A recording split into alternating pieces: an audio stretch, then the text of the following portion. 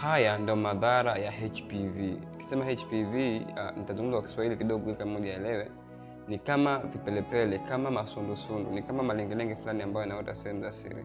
Haya ndo madhara yake.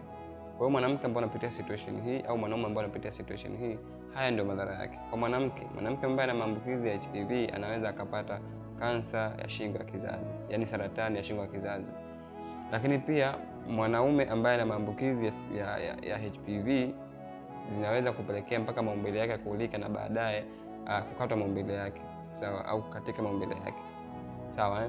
Lakini madhara mengine ya HPV, kama nyote wawili mna HPV na mmoja katika yeye miongoni mwenu au nyote wawili mkawa mmenyonyana sehemu zenu za siri, jua kwamba zile HPV au zile virus utazihamisha katika koo lako na kupelekea kupata kansa ya koo.